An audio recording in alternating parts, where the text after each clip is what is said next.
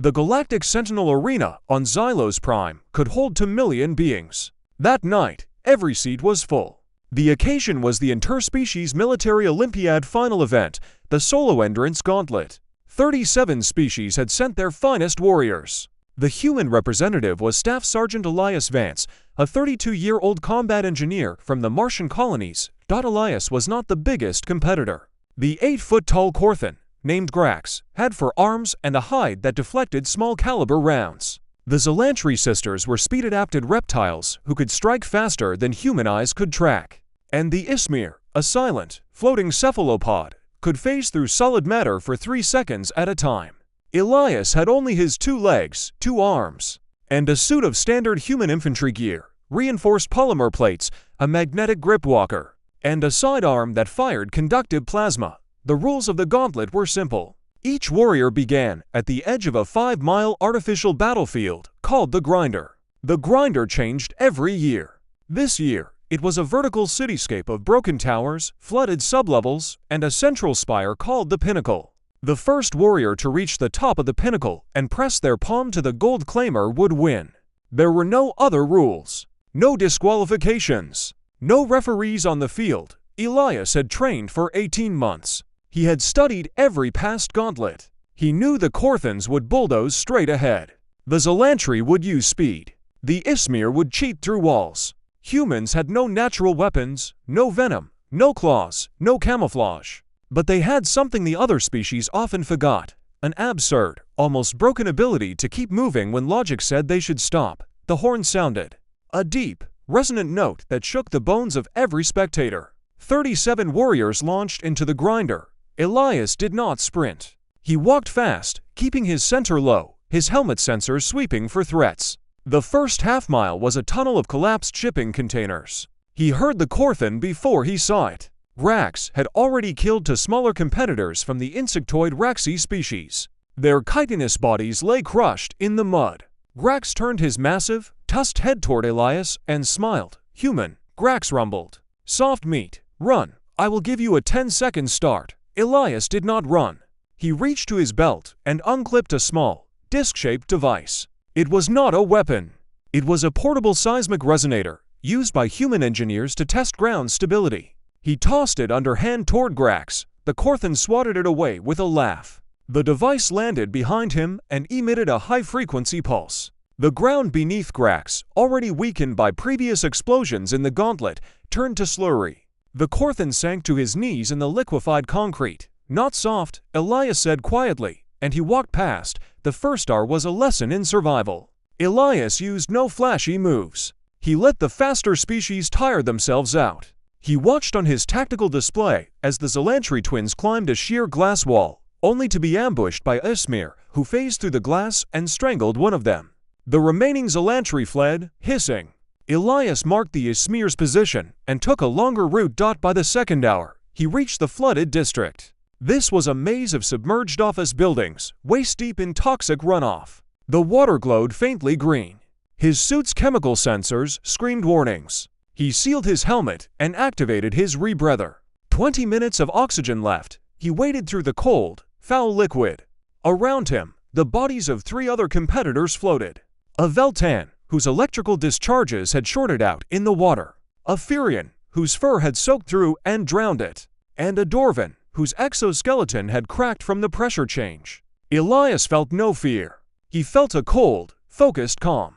He had been in worse. 2 years ago, on a forgotten moon near the Cygnus Arm, his unit had been ambushed by separatist drones. He had walked 17 miles with a broken leg and a leaking suit. This was just another walk. He reached the far side of the flooded district and pulled himself onto a dry catwalk. That was when he saw the wound. A piece of shrapnel, likely from a destroyed Raxi explosive charge, had punched through the back of his left thigh. He had not felt it in the water. Now, out of the numbing liquid, the pain arrived like a freight train. He looked down. The polymer plate was cracked. Blood mixed with green runoff trickled down his leg. The wound was deep. The muscle was partially severed. His medical overlay flashed red. Mobility reduced by 34%. Blood loss moderate. Recommend evacuation. Elias disabled the alert. He pulled a trauma patch from his belt, tore the seal with his teeth, and slapped it over the wound. The patch was a human invention.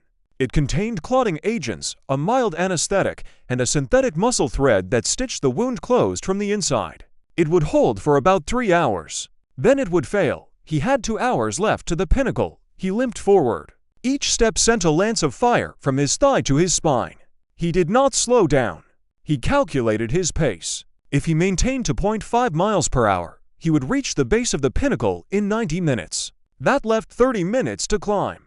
The climb would be the hardest part. The third hour brought him to the ascent corridor. This was a half-mile stretch of open ground leading to the pinnacle. No cover, no obstacles. Just a wide, flat avenue of crushed stone, overlooked by the pinnacle's lower balconies. And standing in the middle of the corridor was Grax. The Corthan had escaped the concrete slurry. His legs were caked in dry gray rock, and he was furious. One of his forearms hung limp at his side, dislocated from his struggle to free himself. But he still had 3 good arms, each one capable of crushing a human skull like an egg. Human, Grax growled. You cheated. There is no honor in mud. Elias stopped. He assessed his situation. His leg was damaged. His sidearm had 50 shots left. His grenades were gone, used to collapse a tunnel behind him earlier to block a pack of feral tracker drones released by the Ismir. He had no backup. No extraction. No help coming. You can still withdraw, Grax said. Press your emergency beacon. A medical drone will take you away. You will live. Elias looked at the Corthan. He thought about his daughter, back on Mars. She was 7 years old. She had watched every one of his qualifying matches on a flickering data slate. She had made a drawing of him with a gold circle around his head. She had taped it to the wall of their small apartment. No, Elias said. He drew his sidearm. Grax laughed, a deep, rumbling sound like stones grinding together. The Corthan charged. Elias fired. The plasma bolt struck Grax in the chest. The Corthan's hide absorbed most of it, but the impact staggered him. Elias fired again. And again. Each shot slowed Grax by a fraction. But the Corthan kept coming.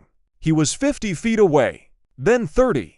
Then 20. Elias changed tactics. He dropped to one knee, his injured leg screaming, and aimed low. He fired 3 rapid shots at Grax's left ankle. The plasma bolts found the gap between the natural armor plates. The Corthan roared in pain and stumbled. His massive body pitched forward. He crashed to the ground 10 feet from Elias, skidding on his chest. Elias did not wait. He limped forward, climbed onto Grax's back, and pressed the muzzle of his sidearm against the base of the Corthan's skull. There was no armor there. Just a soft patch of gray skin. Yield, Elias said.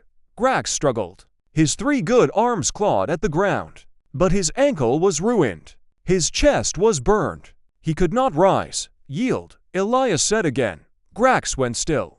You are injured. You are weak. Why do you not stop? Elias did not answer. He simply held the gun steady. After a long moment, Grax tapped the ground 3 times with his good hand. The universal sign of surrender in the Olympiad. Elias holstered his weapon and stepped off the Corthan's back. He did not look back. He limped toward the pinnacle. The climb was a nightmare. The pinnacle was 1,000 feet of exposed scaffolding, rusted ladders, and broken platforms. The wind was fierce at this height. Elias's injured leg trembled with every rung. He pulled himself up. His trauma patch was weeping blood. His vision blurred at the edges. At the 400-foot mark, he met the Ismir. The floating cephalopod hovered on a platform, its tentacles coiled. It had no face, but Elias could feel it watching him. The Ismir had already killed 3 competitors by phasing through their rib cages and expanding. A silent, brutal death. Human, the Ismir whispered through a translator. You cannot win. Your species is too fragile. Your body is already failing. Surrender, and I will let you descend in peace. Elias gripped a ladder rung with one hand and drew his sidearm with the other. He had 17 shots left. Move, he said. The Ismir phased. Its body became translucent, ghost-like. It drifted toward Elias, tentacles reaching for his chest. Elias fired. The plasma bolt passed through the Ismir's phased form and hit the wall behind it. No effect. The Ismir laughed, a wet, bubbling sound. You cannot touch me, it said. Elias did not panic. He remembered the briefing files. The Ismir could phase for 3 seconds. Then it had to solidify for 2 seconds to recover. He watched. He counted. The Ismir solidified for a fraction of a second to adjust its drift. Elias fired again. This time, the bolt struck a tentacle. The Ismir shrieked and phased again immediately, but it was too soon. Its recovery cycle was thrown off. It flickered in and out of visibility, disoriented. Elias did not wait for it to stabilize.